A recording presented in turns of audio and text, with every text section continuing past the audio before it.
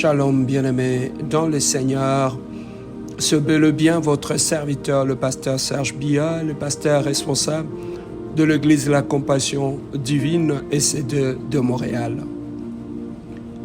Bien-aimés, aujourd'hui, je vais t'amener à réfléchir sur un thème qui est très important et qui crée beaucoup de dégâts dans nos maisons, dans nos familles et dans notre destinée. Nous irons lire le livre de Romains, chapitre 12, versets 17 à 18. Ne rendez à personne le mal pour le mal. Recherchez ce qui est bien devant tous les hommes. S'il est possible, autant que cela dépend de vous, soyez en paix avec tous les hommes. Ne vous vengez point vous-même, bien-aimés, mais laissez agir la colère, car il est écrit, à moi la vengeance, à moi la rétribution, dit le Seigneur. Bien-aimés dans le Seigneur, Dieu nous a tous créés comme humains. Il nous a créés différents chacun, à sa façon, à sa manière. Mais dans nos différences, bien-aimés, Dieu nous appelle à rester ensemble et à vivre ensemble. Dans nos relations humaines, bien-aimés dans le Seigneur, il peut arriver que dans tout un chacun de nous, chacun a sa façon de voir les choses. Chacun a sa façon de concevoir les choses. Chacun a eu son éducation. Chacun a son vécu. Mais malgré nos différences, bien-aimés, nous sommes appelés à vivre ensemble.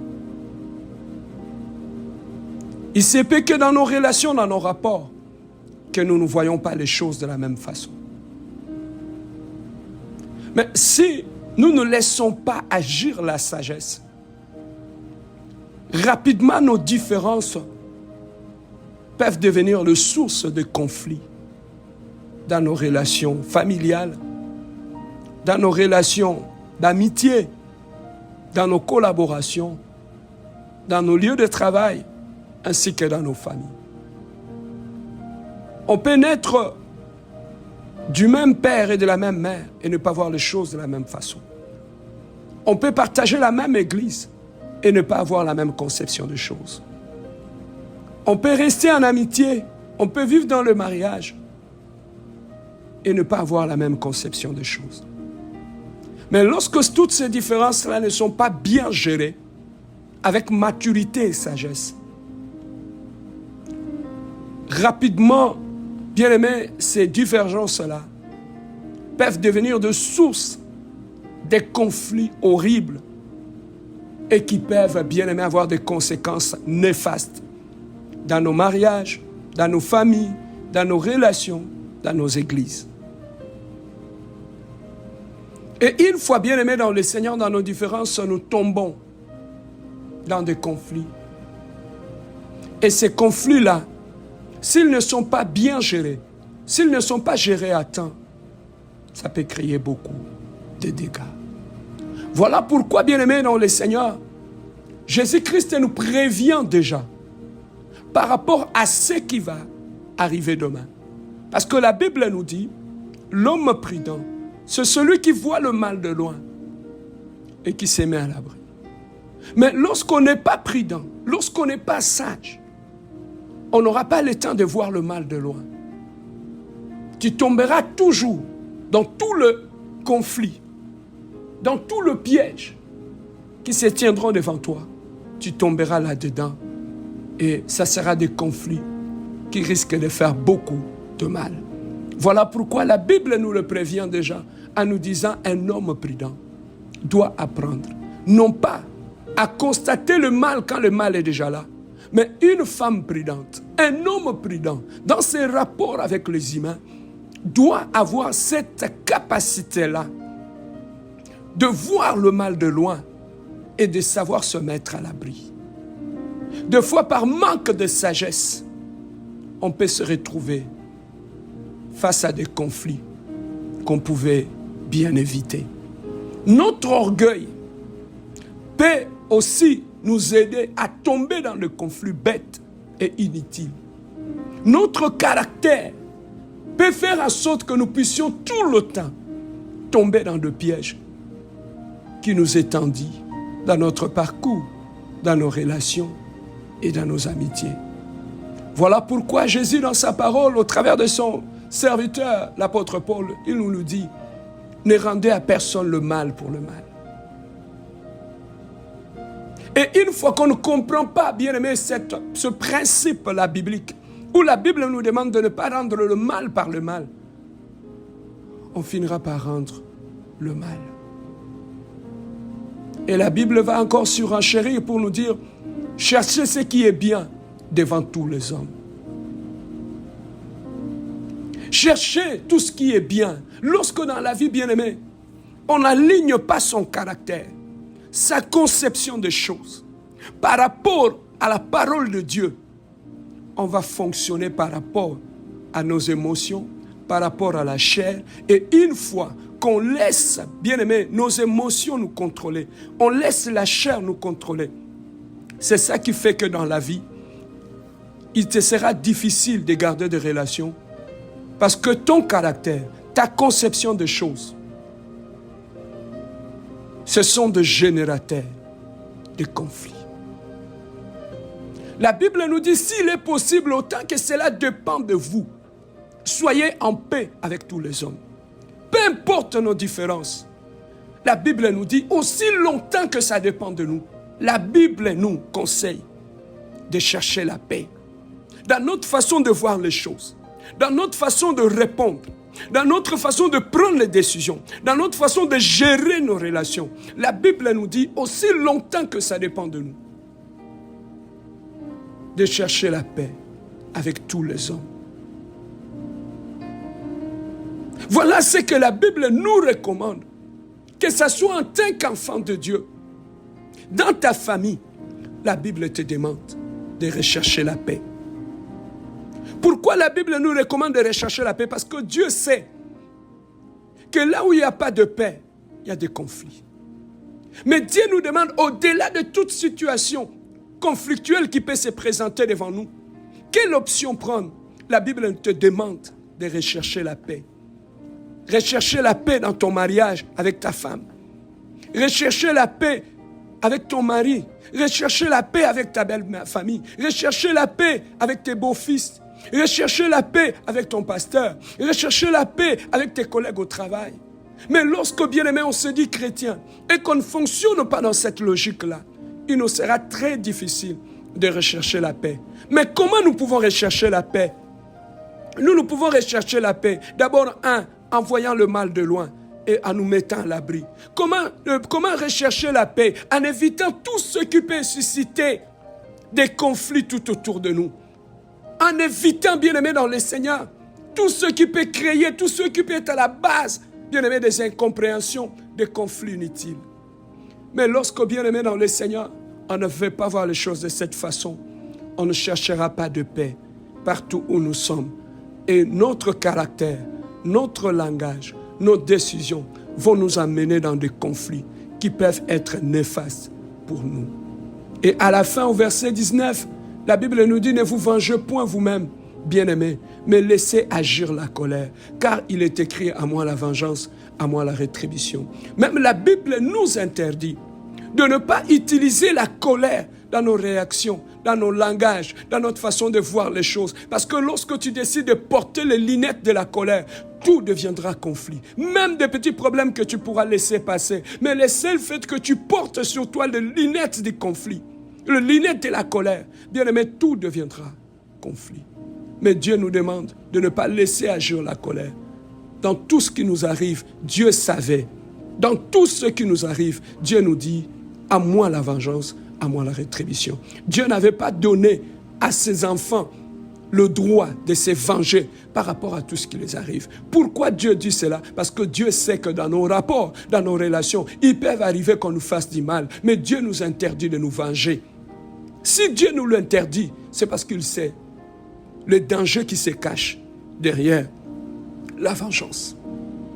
Mais bien aimé, lorsqu'on ne veut pas voir les choses de cette façon-là, même en allant à l'église, bien aimé, dans le Seigneur, Dieu nous dit dans Matthieu chapitre 5, verset 23, la Bible nous dit, si donc tu présentes ton offrande à l'autel et que là tu te souviens que ton frère a quelque chose contre toi, laisse là ton offrande devant l'autel et va d'abord te réconcilier avec ton frère, puis viens présenter ton offrande.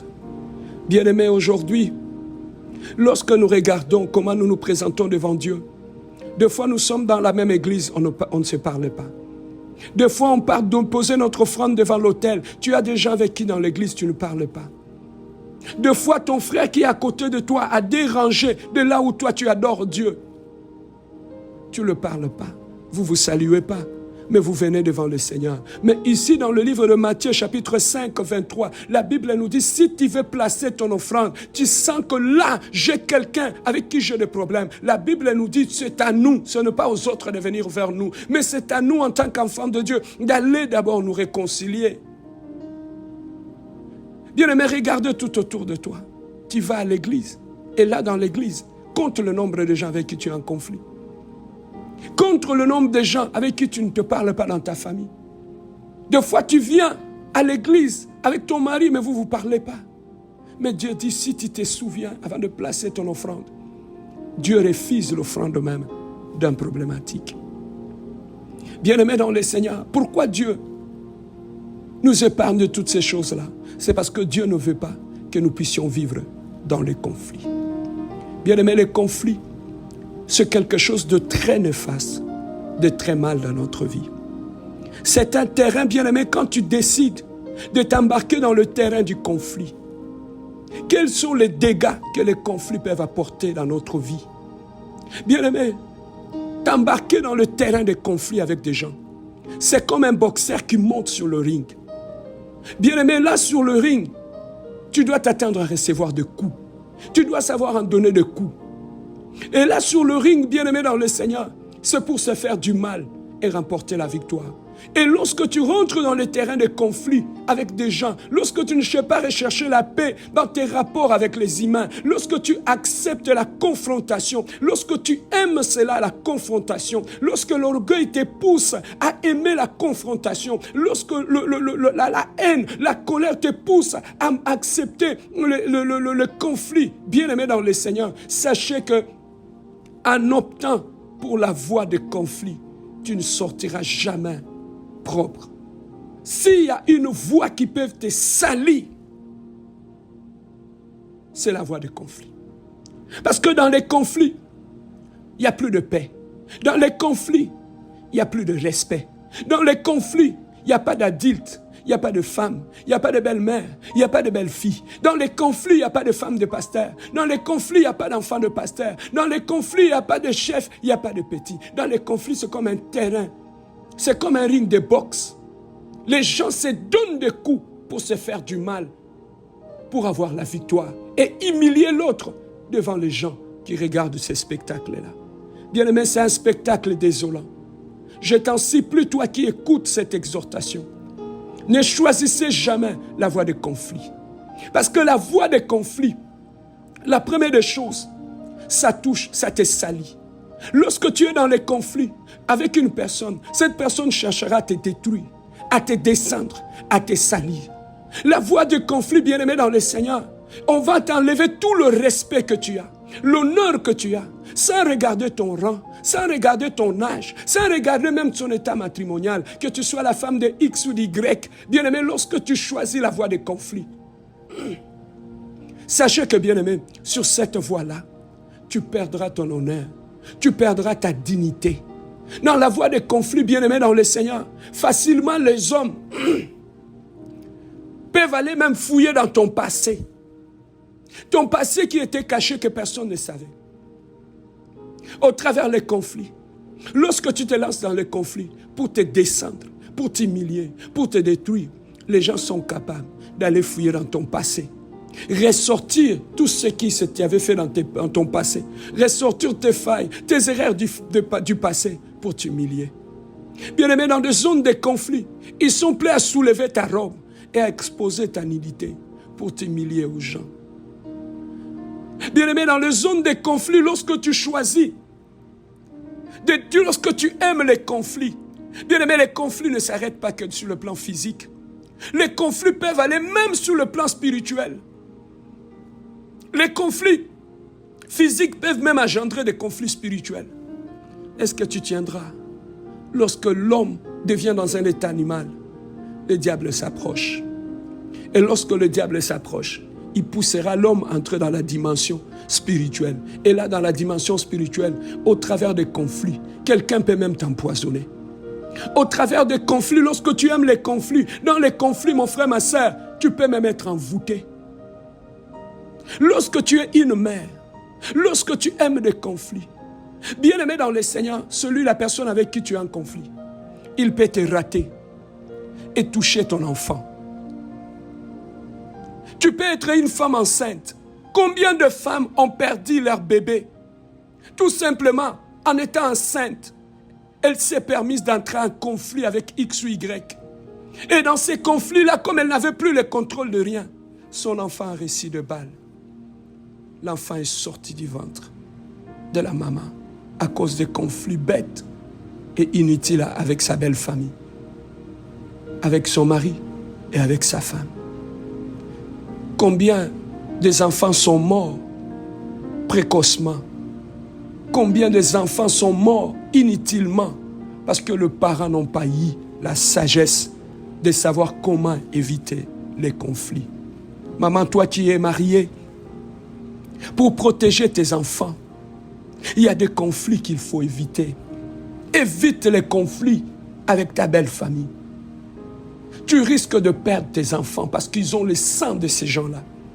Ils peuvent suivre leur sang et détruire ton enfant parce qu'ils ont un droit. Pourquoi? Parce que maman, il t'avait manqué la sagesse de savoir comment chercher la paix. L'orgueil t'avait poussé à t'embarquer dans des conflits interminables. Et aujourd'hui, tes enfants ont reçu des balles. Ton mari peut recevoir des balles à cause d'un conflit dans lequel tu t'es embarqué. Papa, tu peux créer des conflits à gauche et à droite.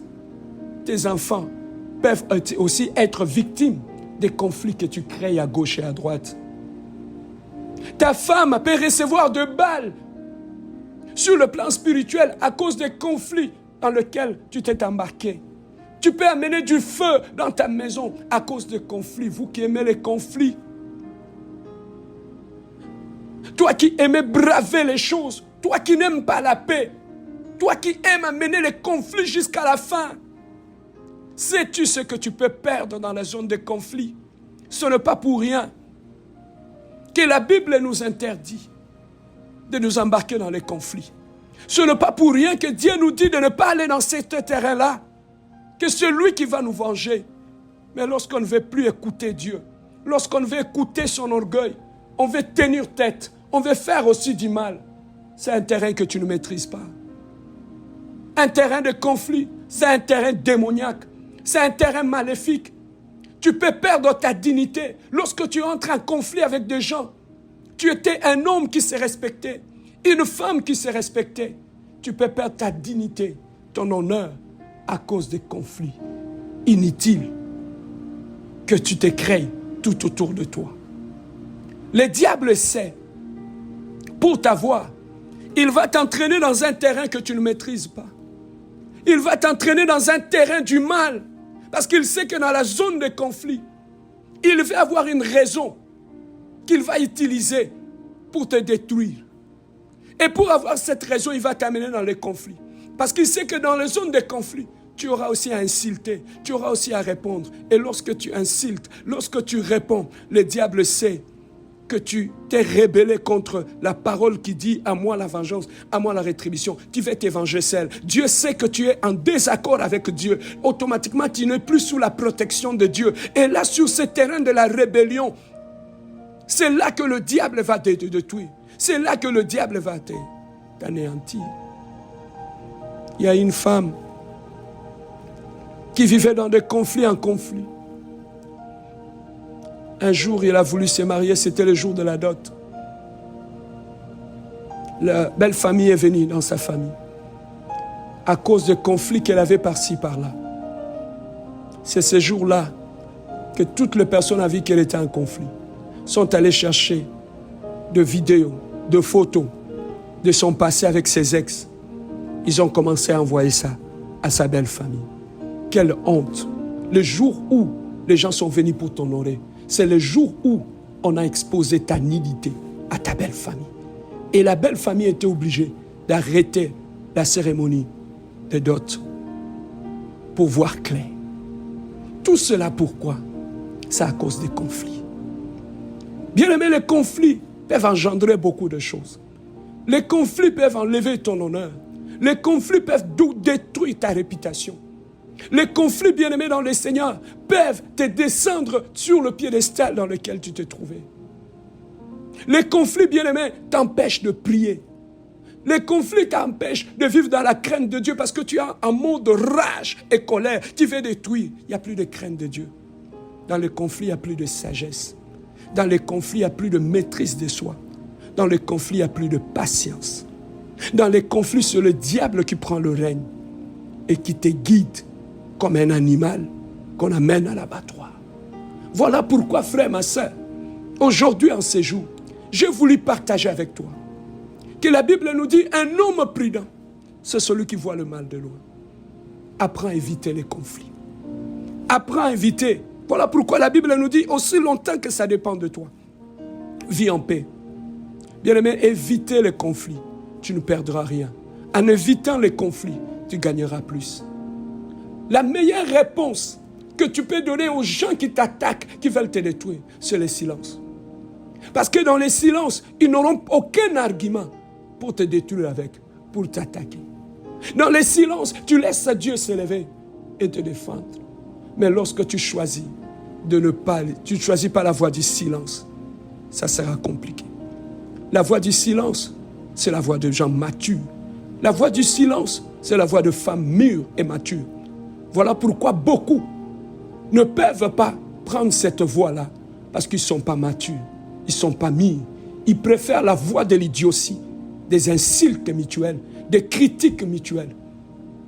Voilà pourquoi dans le conflit, ils vont rentrer dans ta vie, ils vont rentrer dans la vie de tes enfants, de ta femme, de ton mari. Ils vont même aller voir le passé de ta mère. Il faut même aller voir le passé, bien-aimé dans le Seigneur, de tes sœurs et de tes frères. Même les innocents peuvent recevoir de balles perdues parce qu'ils t'avaient manqué la sagesse et la maturité d'éviter des conflits bêtes et inutiles. Bien-aimé, si tu as suivi cette exhortation, Dieu te demande aujourd'hui de choisir la voie de la maturité, la voie de la sagesse. Évitez les conflits. Évitez de demeurer dans des conflits inutiles. Évitez des provocations inutiles. Vivez en paix avec tous ceux qui sont tout autour de toi. Vivez en paix avec tous ceux qui sont dans ta famille, dans ton mariage, dans ta belle famille. Lorsque tu choisis la voie des conflits dans ton mariage, combien de couples ont été humiliés à cause des conflits? Ce qui s'est passé dans votre couple, vous pouviez bien avoir la maturité, la sagesse de vous asseoir comme des adultes, de discuter vous deux et de vous demander pardon. Mais là où il y a l'orgueil, là où il y a le péché, là où il y a le paganisme, vous n'allez pas vous humilier pour vous demander pardon. Et vous irez chercher des gens à l'extérieur de votre couple pour leur parler de ta femme, leur parler de ton mari. Voilà, c'est à ce moment-là que votre mariage se retrouvera dans la honte et dans l'humiliation. Alors que la Bible dit que le mariage soit honoré de tous. Mais lorsque vous demeurez dans les conflits dans votre couple, vous ouvrez la porte au diable. Vous vous exposez la nudité mutuelle. Dans les conflits, tu ne vas plus te réserver. Tu vas exposer la nudité de ton mari dehors. Tu vas exposer la nudité de ta femme dehors. Et c'est à ce moment-là, lorsque vous allez faire la paix, ça sera déjà trop tard. Votre nudité sera déjà vue partout.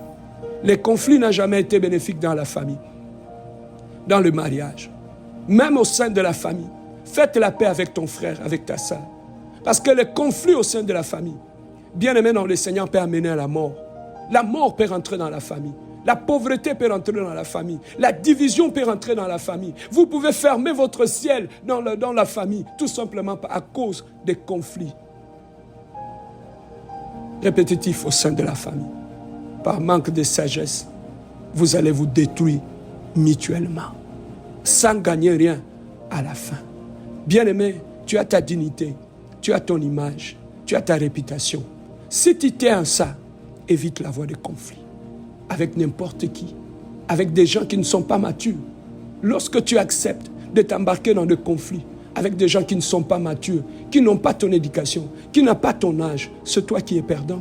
Et ils n'ont rien à perdre parce qu'ils n'ont pas de respect, ils n'ont pas d'éducation, ils n'ont pas, bien-aimé, de témoignage. C'est toi qui as quelque chose à perdre. Voilà pourquoi, bien-aimé dans le Seigneur, pense à tes enfants, à ton mari, à ta femme, à tes frères, à tes sœurs, avant de rentrer en conflit. Les conflits ne laissent personne clean. Ça détruit tout dans nos vies, que ce soit sur le plan spirituel, que ce soit sur tout le plan. Évitez les conflits avec tes oncles, évitez les conflits avec tes tantes. Beaucoup sont morts à cause de ça. Évitez les conflits avec tes parents. Beaucoup ont été maudits à cause de cela. Évitez les conflits dans ta belle famille. Beaucoup ont perdu leurs enfants à cause des conflits avec leur belle famille. Évitez les conflits avec ton mari, avec ta femme. Beaucoup de mariages se sont sautés en éclats à cause des conflits inutiles et bêtes. Les conflits, avoir raison, avoir la victoire, bien aimé dans des conflits, ça ne te rapportera, ça ne te donnera ni l'argent, ni l'honneur, ni la gloire. Personne ne peut avoir une médaille d'or en demeurant dans des conflits. Voilà pourquoi la voix de la sagesse qui te parle en ce jour, choisis la paix, choisis la sagesse, choisis la maturité. Tu ne perdras rien en fermant la bouche face aux insultes, face aux injures. Tu ne perdras rien, tu ressortiras gagnant et vainqueur. Voilà, bien-aimé, ce que je voulais partager avec toi. Bien-aimé, au travers de cette exhortation, de choisir toujours la voie de la sagesse, choisir toujours la voie de la paix et la voie de l'humilité. Que l'orgueil, que la colère, que la haine, la méchanceté ne te pousse pas à prendre une voie qui t'amènera à te déshonorer, à perdre ta couronne, à perdre ta dignité, à perdre ton honneur. Voilà, bien-aimé dans le Seigneur, ce que je voulais partager avec toi au travers de cette exhortation. Que le Dieu du ciel, qu'il t'accorde sa sagesse, afin que tu sois une femme prudente, un homme prudent qui est capable de voir le mal de loin et qui sait éviter le piège de la vie. Que Dieu te bénisse et cherchez la paix. Cherchez la paix, bien-aimés, avec tous. Et la sanctification, comme la Bible nous dit, sans laquelle personne ne verra Dieu. Les conflits peuvent t'entraîner en enfer si tu ne le sais pas. N'allez pas. Bien-aimés, beaucoup de gens regrettent aujourd'hui. Ils étaient en conflit avec des gens qui sont morts. Ils ne peuvent plus aller parler à leur tombe. Ils regrettent cela aujourd'hui. Bien-aimés, que la paix de Jésus soit avec vous. Que la sagesse de Dieu soit avec vous. C'était votre serviteur, le pasteur Serge Biya de l'église La Compassion Divine, ECD de Montréal. Que Dieu vous bénisse.